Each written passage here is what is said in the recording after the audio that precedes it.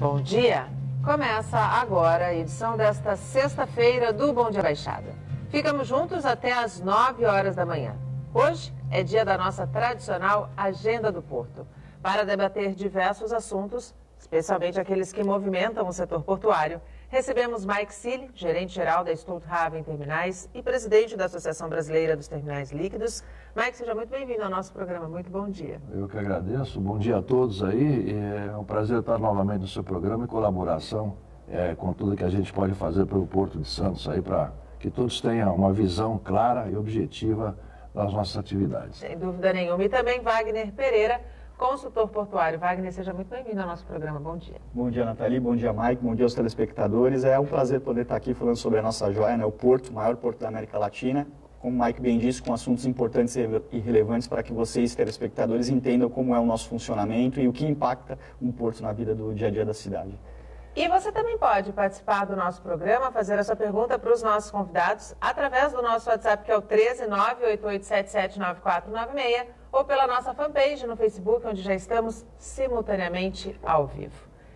Nessa sexta-feira, vou começar o programa pedindo para a nossa produção colocar no ponto as imagens do trem que viaja da China para a Alemanha, através do Cazaquistão, Rússia, Bielorrússia e Polônia, numa distância de 10.214 quilômetros. Isso mesmo, 10.214 quilômetros. O trem começou a operar no dia 13 de julho do ano passado, puxando 200 vagões, mas com previsão para suportar 300 vagões. O tempo de viagem é de cerca de 14 dias. Se a mesma viagem fosse feita de navio, para vocês terem uma ideia, levaria cerca de 60 dias.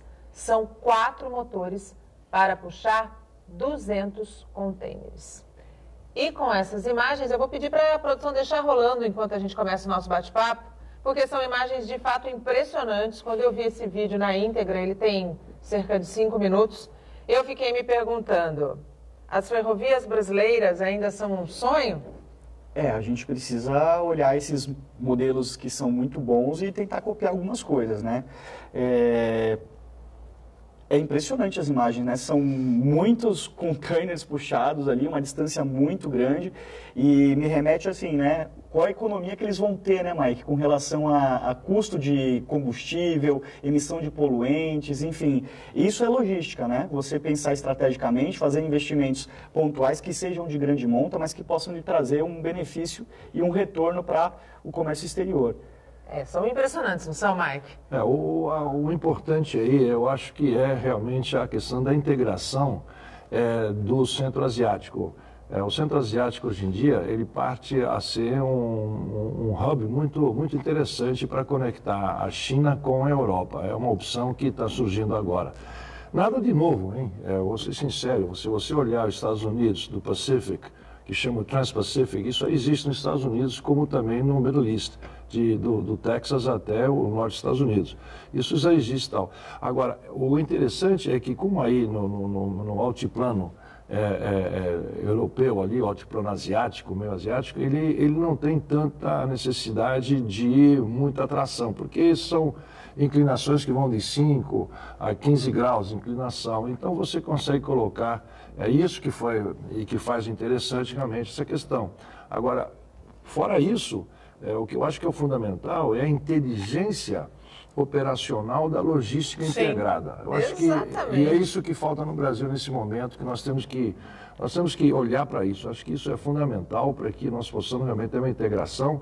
Nós podemos movimentar cargas a um custo menor, com menor poluição, digamos assim, respeito ao meio ambiente e com cargas de ponto a ponto. Você pode entregar de ponto a ponto e você pode tirar caminhões da estrada, colocar caminhão em cima do trem e depois descer do trem e distribuir também. Então, o momento é esse. Nós temos que começar já agora a olhar grande. Eu já, em outros programas, já falei sobre isso, o fundamental de pensar grande. Está na hora do Brasil pensar grande, pensar no futuro.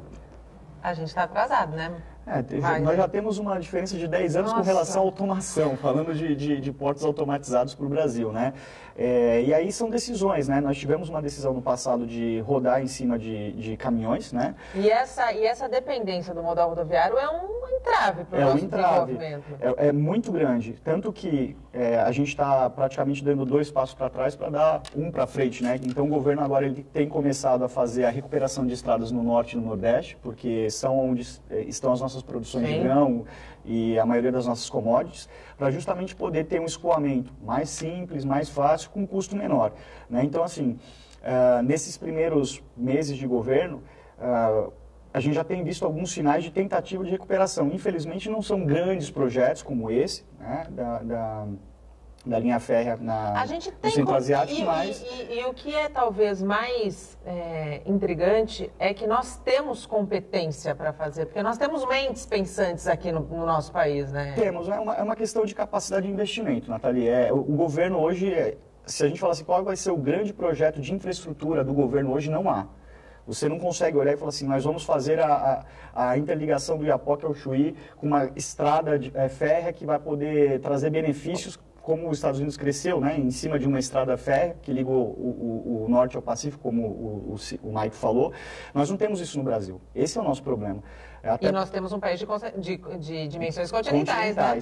Então, por isso, aposta um pouco do governo nas questões das privatizações. Então, fazendo talvez parceria públicos-privadas, eles vão tentar acelerar esse tipo de processo de investimento. E quando a gente fala daquela região norte e nordeste do nosso país, é uma região extremamente carente de tudo, né? Sem dúvida. Você vê, se você conseguir levar para lá só o fato de você fazer essas obras, você já está gerando uma movimentação na economia, porque você está empregando pessoas, né? Então, isso é um ponto importantíssimo.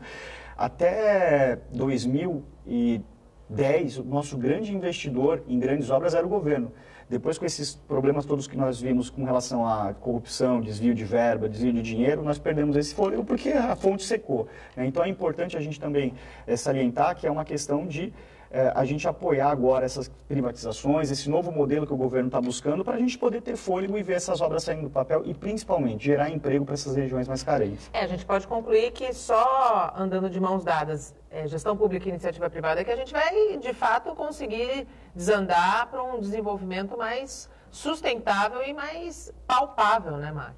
Sem dúvida. O fundamental da questão também aqui é a objetividade de conseguir fazer factível a calha norte que nós estamos falando, né? Sim. A questão de podermos, as produções do centro-oeste brasileiro que possam escoar pela calha norte, que é a ferrovia fundamental, norte-sul, ou sul-norte, como queiram aí, e sair pelos portos do norte do Brasil, né? Nós temos essa semana aí um encontro grande com o governador do Maranhão também e do outro estado aí, querendo, obviamente, desenvolver as suas questões portuárias.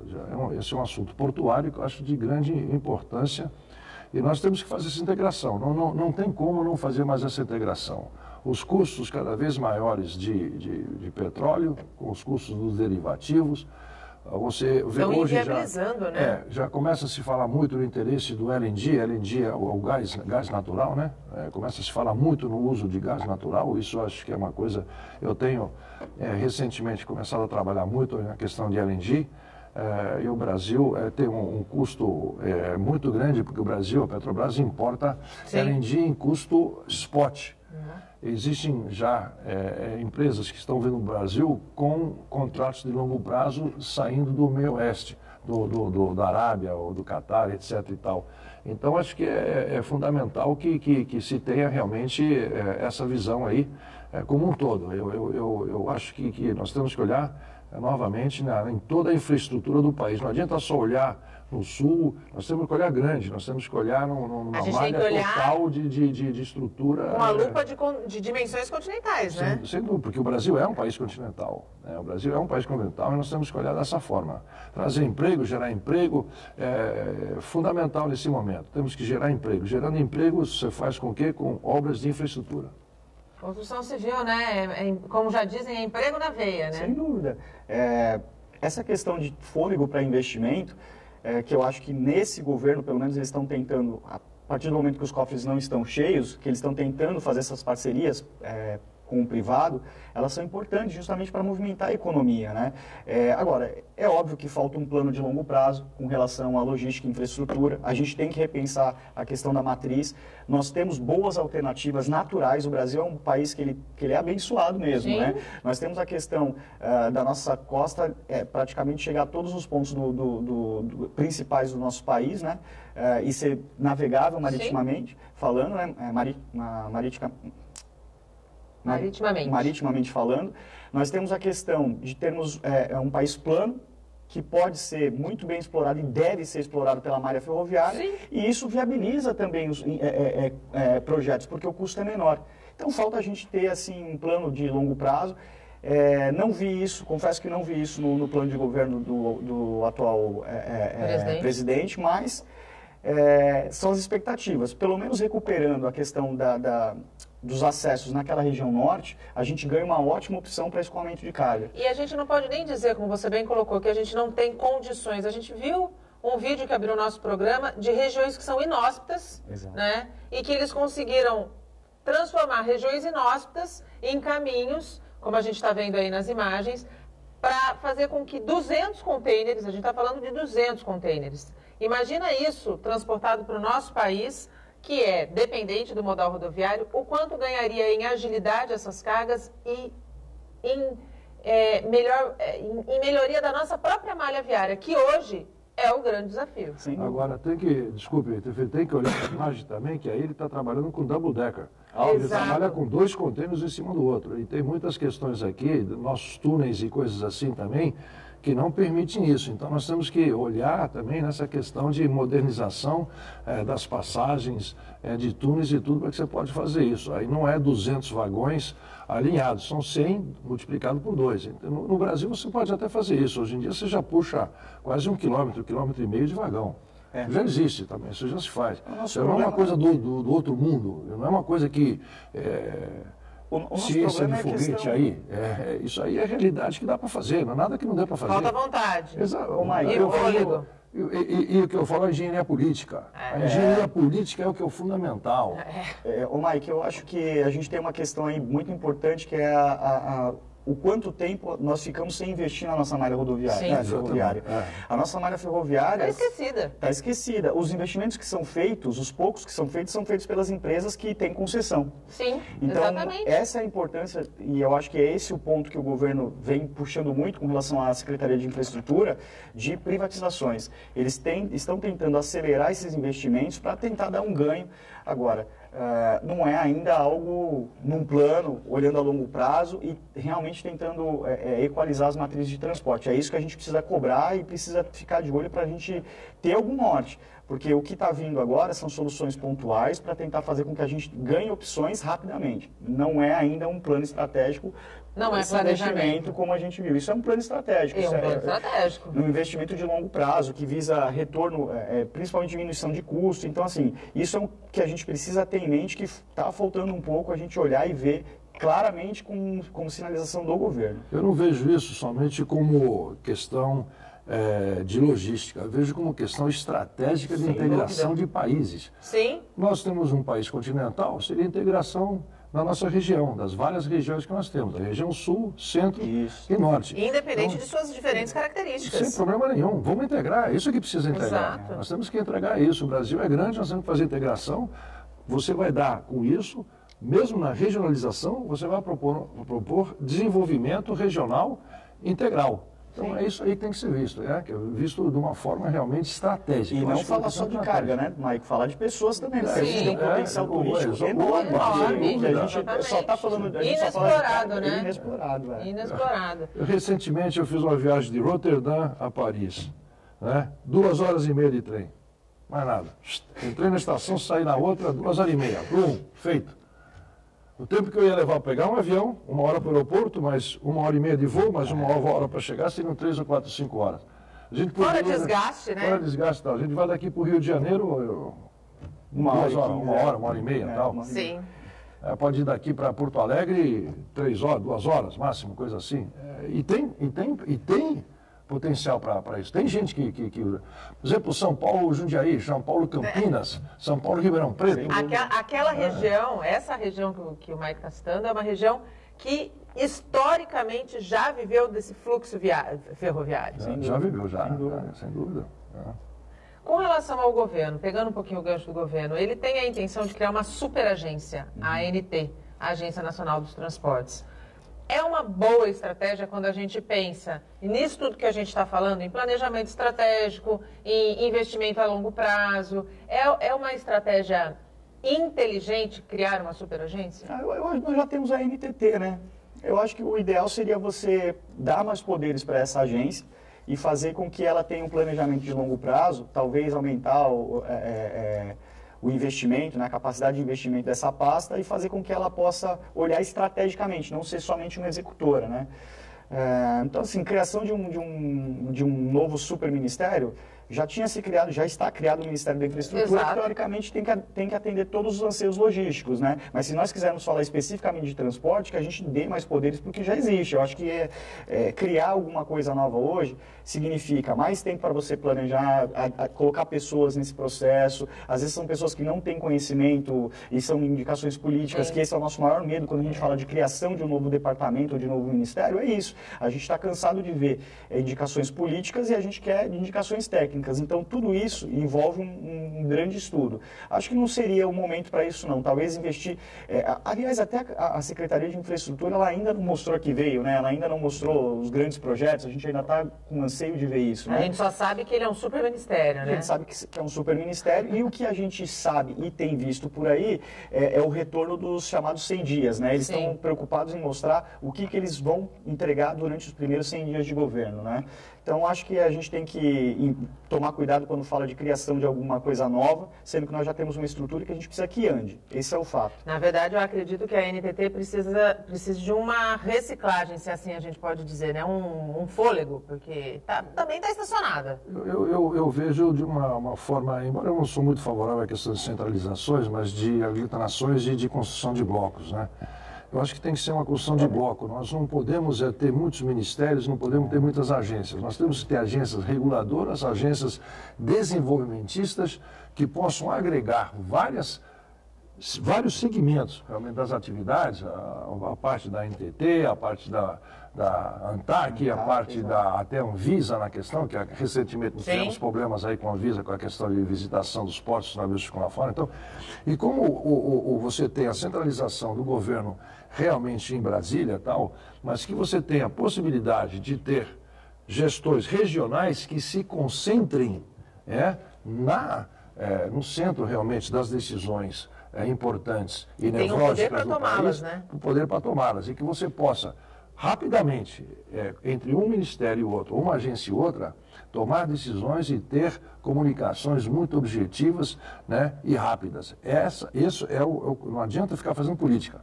Política já deu, nós temos que ter resultado, nós temos que ter objetividade. Então, acho que isso que é fundamental, e se o governo olhar dessa forma, eu sou muito favorável, realmente é isso aí. Mas nós temos que começar a ter realmente resultados, já está na hora de começar a ter resultados. Chega de blá blá blá, né? Nossa, é muito blá blá blá. Cada vez que a gente abre o jornal, a gente cria uma expectativa diferente. Essa expectativa, ela superinflaciona o mercado e ela morre. É custo Brasil, né? As questões políticas, elas estão envolvidas no custo Brasil. Além das questões logísticas, né? Do preço do combustível, de uma série de coisas que você tem. Quando você vai tirar um produto na prateleira, você vê lá um valor, né? Aquele valor, ele está além do transporte dele, impostos, uma série de tributos que pagam esses políticos, ainda tem o custo que esses políticos geram para a gente, que é o custo do atraso, das decisões do toma lá da cá. Eu tenho visto aí, a gente tem visto muitas decisões que estão paradas, votações... Em virtude da reforma da Previdência. Da reforma da Previdência. E por quê? Porque já está tendo um lobby de das duas casas, tanto da Câmara quanto do Senado, forçando o governo a tentar a barganha de cargos, né? E é o que o governo não está querendo, porque hoje ele está estruturado, agora ele precisa começar a trabalhar. E aí você tem essa velha política, então isso tudo influencia nesse custo do Brasil. Eu não chamo a revisão da Previdência, eu chamo a revisão da resistência. É verdade. Porque você sabe, existe segmentos que não querem abrir mão das condições que eles possuem e que não pode mais dentro do mercado atual, dentro da condição econômica do país, dentro da condição digamos assim, possibilidades futuras aos novos que vêm aí, eles não podem mais manter essa questão de olhar só para o seu umbigo. Então tem que haver realmente essa intenção, o governo tem que entrar forte nisso. Né? Não pode ceder a pressão, não. Porque isso tem que acontecer. Se ceder a pressão, vai voltar mais do mesmo. Exatamente. E assim, a gente já está, são muitos anos pagando por benesses que não têm retorno. Se nós estivéssemos falando de poderes que executam com maestria judiciário, legislativo, executivo, as suas funções, duvido que algum de nós estaremos questionando essa questão dos benefícios que eles têm. O problema é que não funciona. Não funciona. Já está provado aí. Nós tivemos ontem a votação da questão de investigação em segunda instância, Sim. que agora a parte eleitoral, o Superior Tribunal Eleitoral pode investigar. Quer dizer, é o cachorro correndo atrás do rabo. A gente está vivendo um momento assim, muito conturbado e parece que eles querem criar isso para que o Brasil não se desenvolva.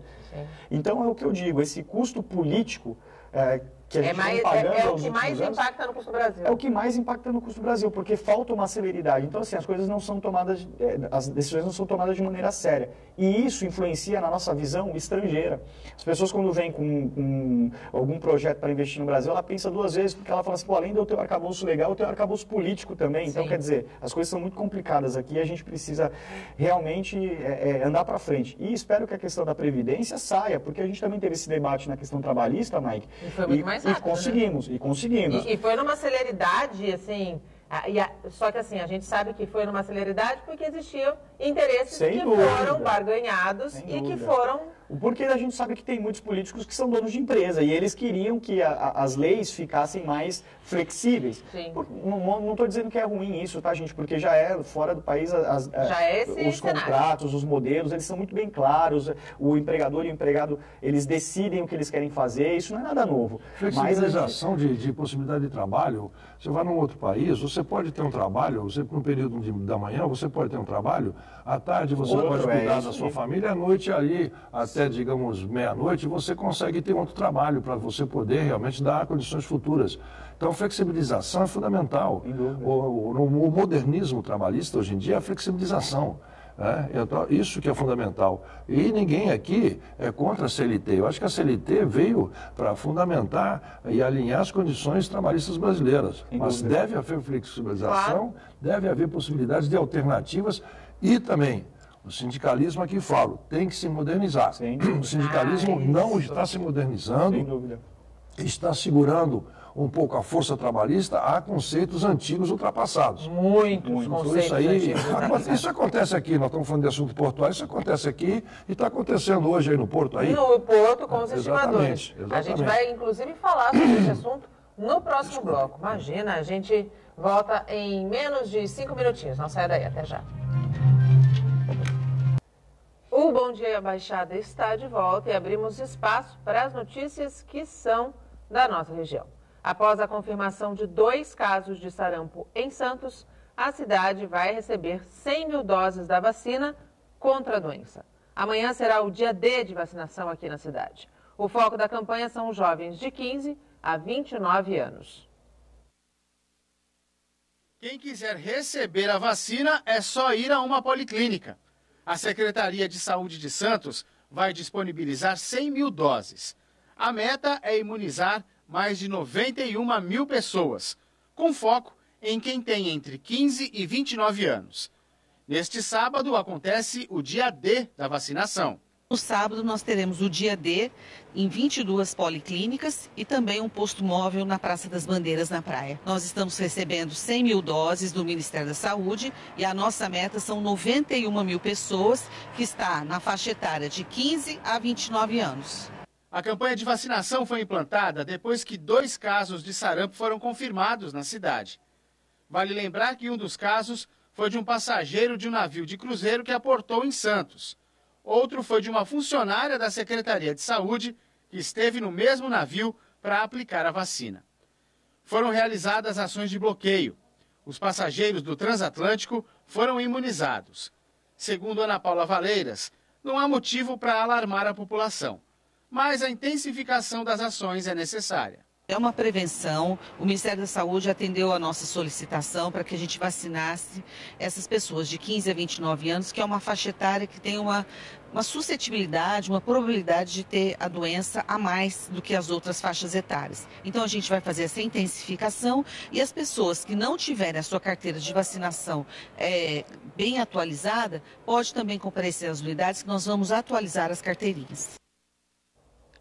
Olha, lamentar, alarmar não, mas lamentar com certeza.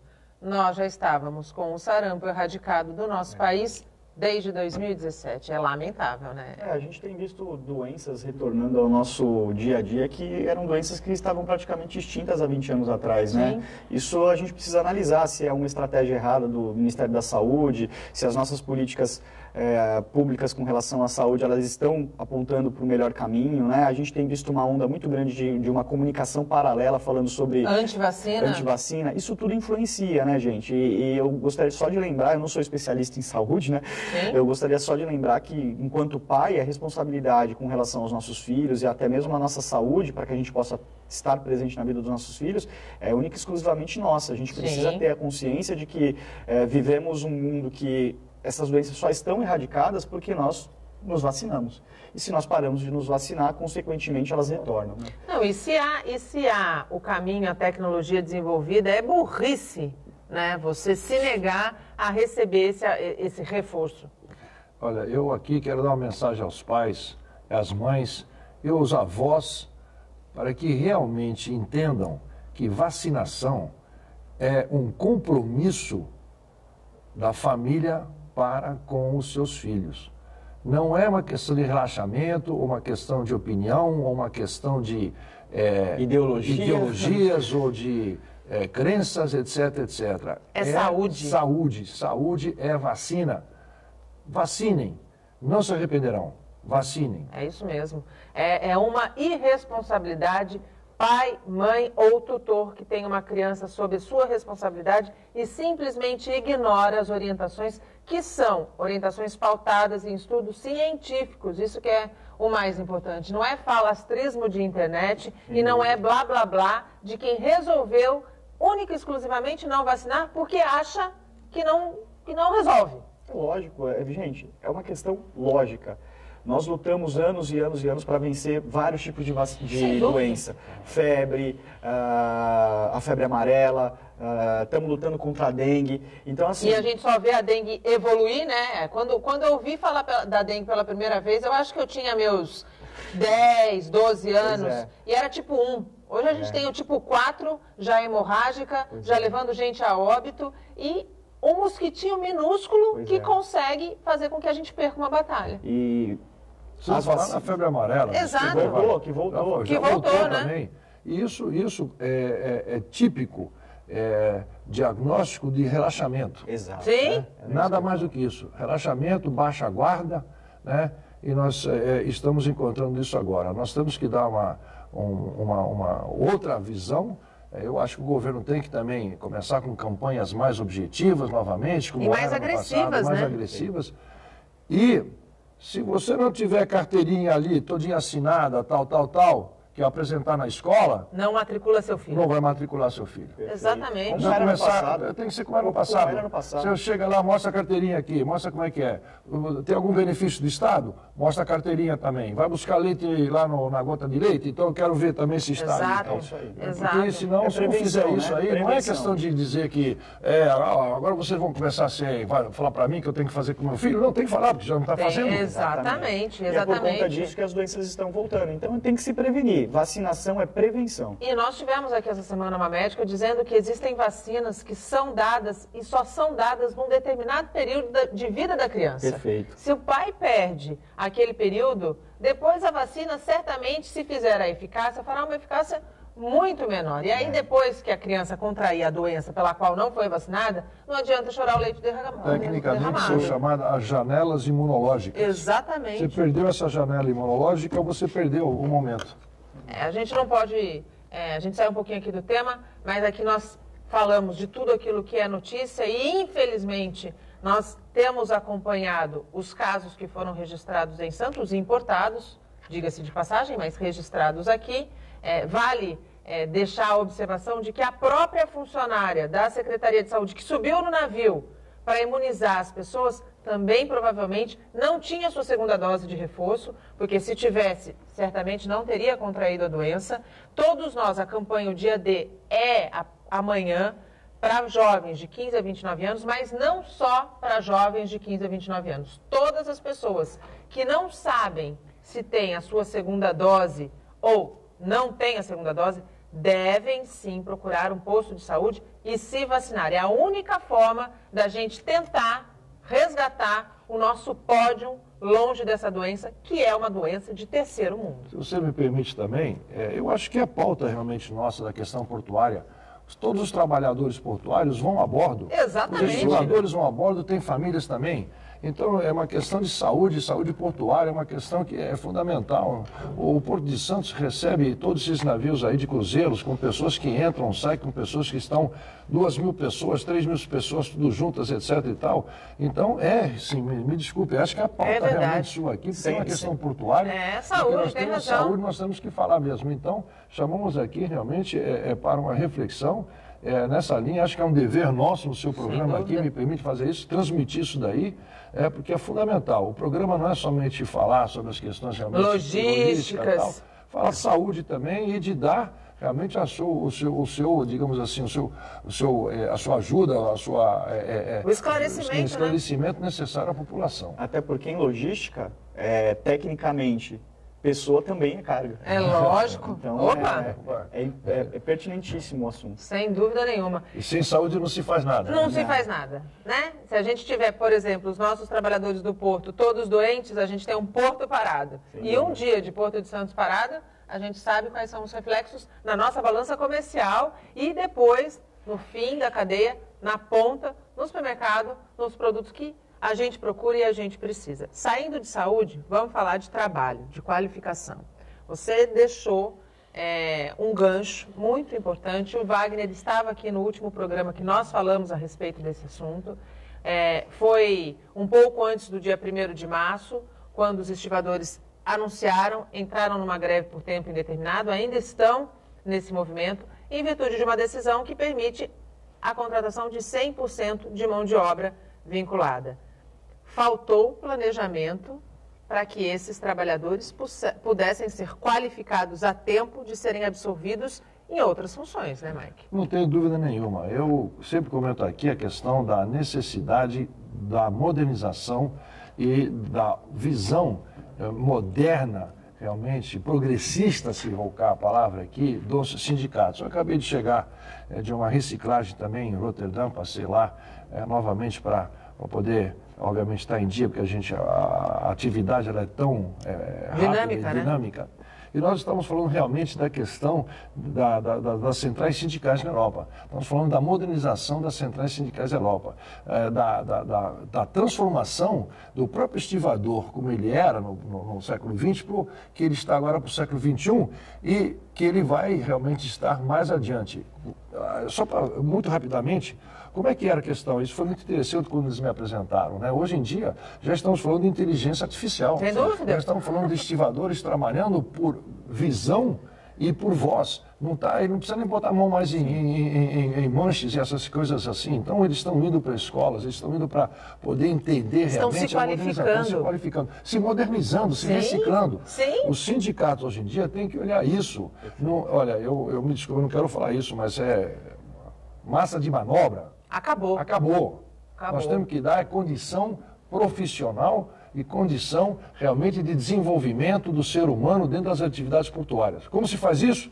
Educação, treinamento e conscientização dos métodos modernos que nós temos aí para poder fazer isso. Aí nós vamos progredir.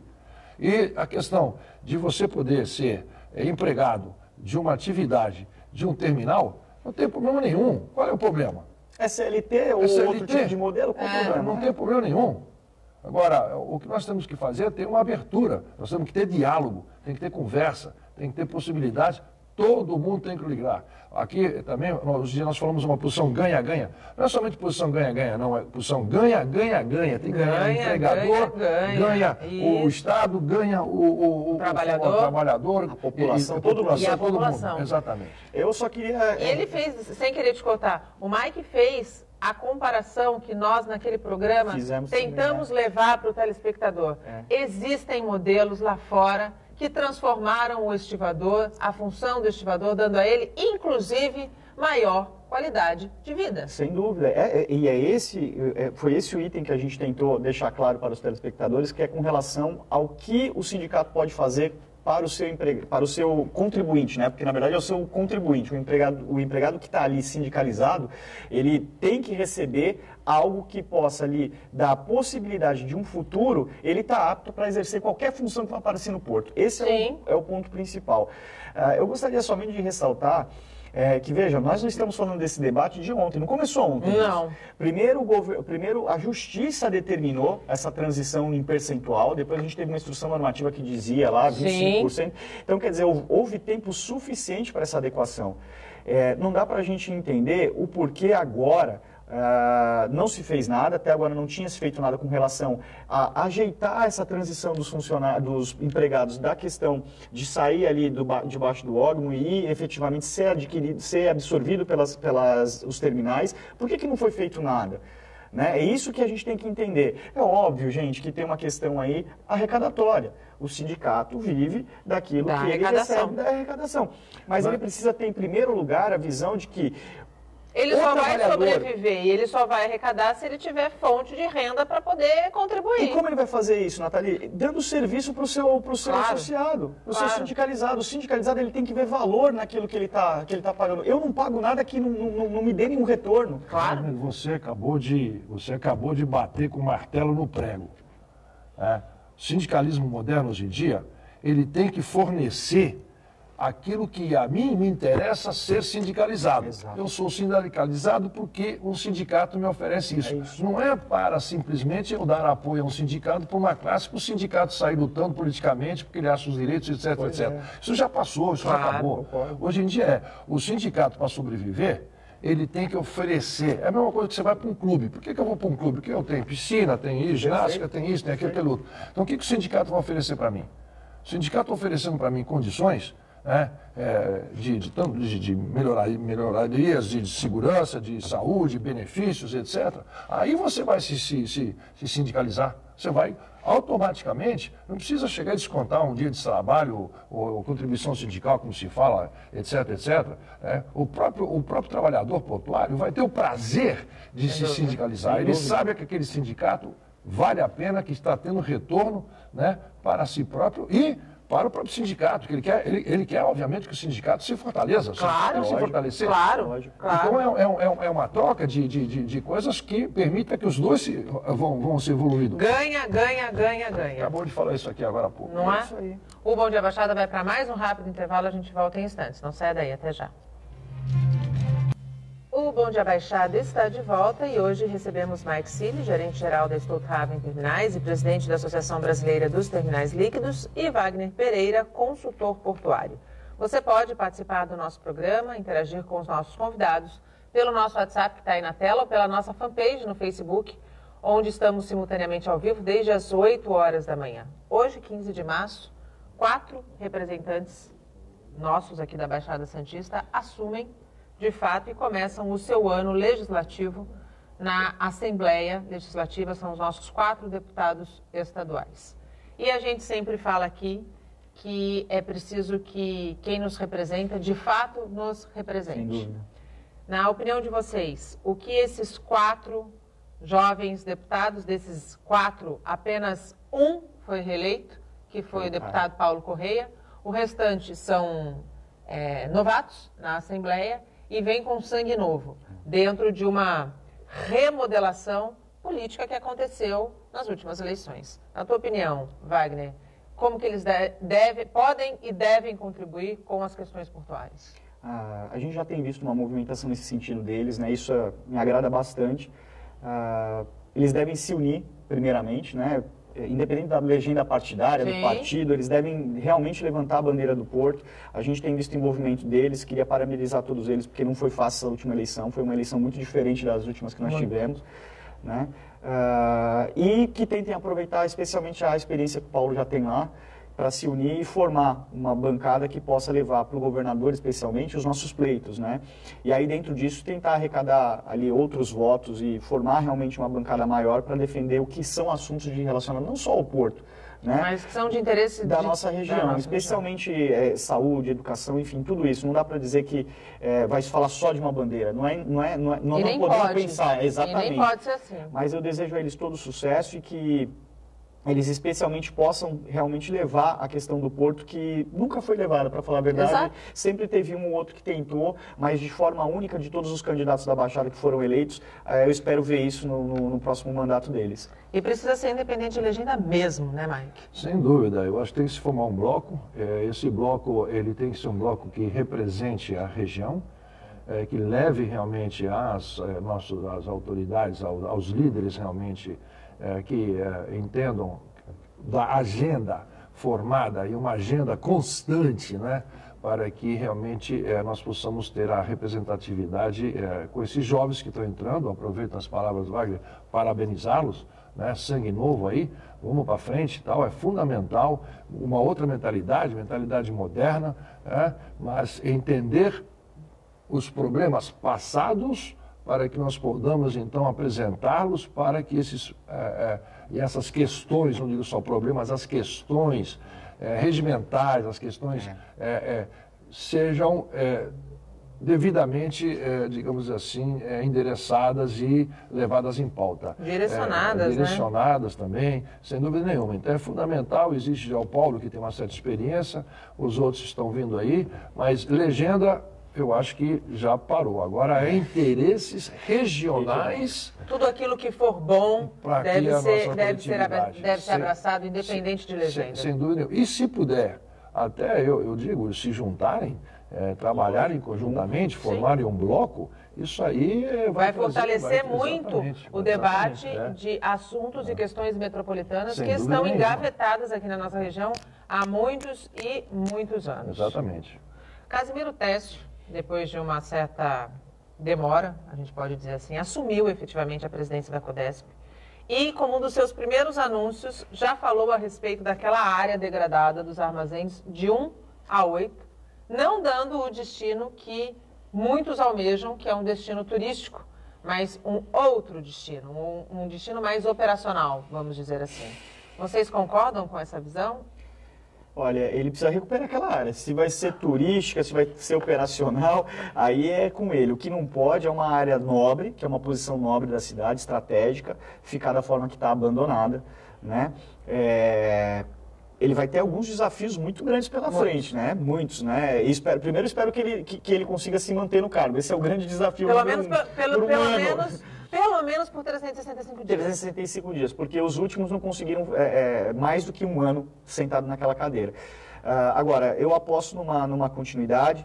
Ele conhece, porque tem experiência, tinha um termo de ajustamento e conduta já firmado. Sim. Inclusive, o procurador que representa essa pauta, ele tinha cobrado a Codesp e ele pediu para sentar novamente com o Tércio para conversar. Então, a gente espera que, nesse assunto especificamente, ele possa apresentar alguma solução com base na experiência que ele já tem de outros portos, até do trâmite governamental. Sim, sim. Então, é muito importante que ele dê uma destinação para aquela área, que seja operacional, já que ele não quer fazer uma questão turística. E eu até acho, Nathalie, que ali tem alguns problemas para você fazer a questão turística. A linha do trem ali é um problema comum para todos que estão usando ali aquela região. Tanto que se discutia muito a questão do mergulhão. Exatamente. Como é que você vai fazer alguma coisa ali turística no meio de uma operação portuária? Então a gente tem que ter, eu acho que tem que se dar 2 passos para trás e pensar direito. Talvez muitas pessoas falam, eu queria ver ali aquela área como Porto Madeira em Buenos Aires, seria maravilhoso, mas nós temos que pensar se é prático, porque a verdade é que o nosso porto ele não tem mais para onde crescer. Então se ele vai definir aquela área como uma área operacional, que seja uma solução rápida para se derrubar aqueles armazéns que estão caindo, uma hora vai antes que acontecer um eles caiam na cabeça de alguém e cause uma tragédia. E vai ser uma tragédia anunciada. Exato. Né? E a gente possa, de fato, ter um melhor uso e aquela área possa gerar recursos, que é o principal para a nossa região. Concorda, Mike? Mais ou menos.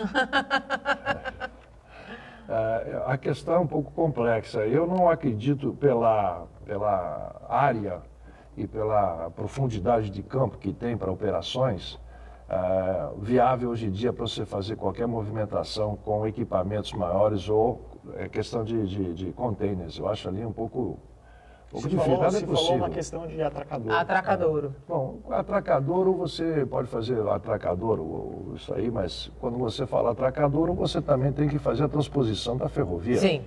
Então, a transposição da ferrovia é uma das questões que tem que ser vista como é que se pode fazer. Obviamente, você tem condições técnicas para poder fazer isso. A minha visão é que ela deve ser feita uma questão compartilhada. Eu acho que ela pode ser uma questão técnica, turística também. A parte mais perto do Valongo... Mais turística. Mais turística tal. Quando você já chega do Banco do Brasil para frente, para a área das docas, etc., eu acho que aí já mais operacional. Mais operacional. Então, se nós encontrarmos um meio termo, eu acho que isso seria a melhor condição. O problema também é a revitalização do centro da cidade. Não traz muito não adianta, tal. Então, não adianta a gente investir num meio termo se a gente não pensa numa outra região que é linda também, mas que está extremamente degradada e que a municipalidade tem buscado alguns projetos e algumas alternativas para aquele repovoamento, mas de fato... Se aquela região ela não for vista e não for tida como prioridade, muito provavelmente revitalizar o centro da cidade vai ficar inviável. Inviável. Qual é o retorno sobre o capital investido, né? Isso que nós, como executivo, buscamos. Qual é o retorno que isso vai trazer realmente para as operações portuárias? Qual é o benefício que essas operações possivelmente venham a trazer, né? Nós não sabemos. Eu sei que o turismo, pelo menos, traz algum retorno, né?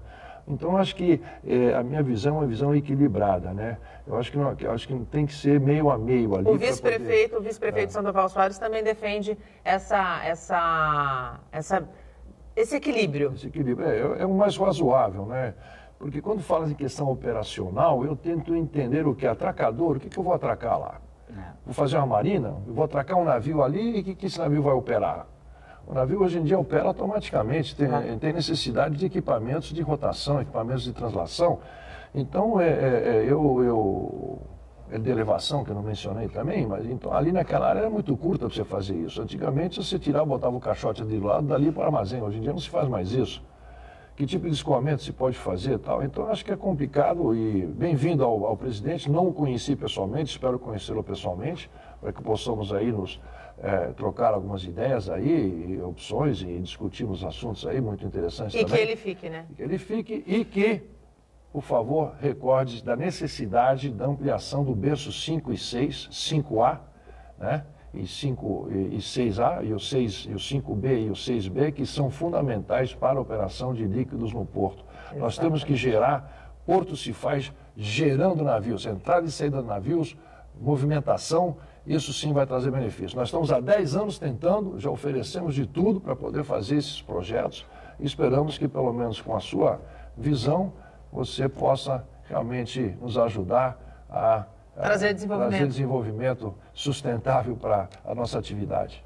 Infelizmente, nosso tempo acabou, estourei um pouquinho, inclusive. Mike, queria muito agradecer a tua participação aqui conosco.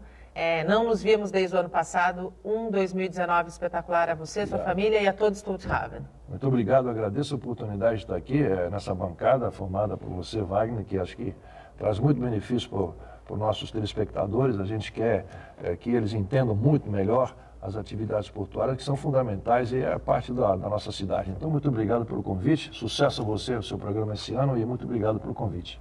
Wagner, mais uma vez, muito obrigado pela aula e pela possibilidade de fazer com que nossos telespectadores também entendam um pouquinho mais do nosso porto. Muito obrigado. Eu que agradeço, Nathalie, foi muito bom estar aqui com o Mike e espero que você, telespectador, tenha gostado do nosso debate de hoje. O Bom Dia Baixada fica por aqui. Eu volto na segunda-feira, sempre com informação de qualidade, de um jeito único. Durante todo o dia, você pode ficar bem informado sobre tudo o que acontece na região e no mundo, acessando o Santa Portal. Bom fim de semana. Tchau.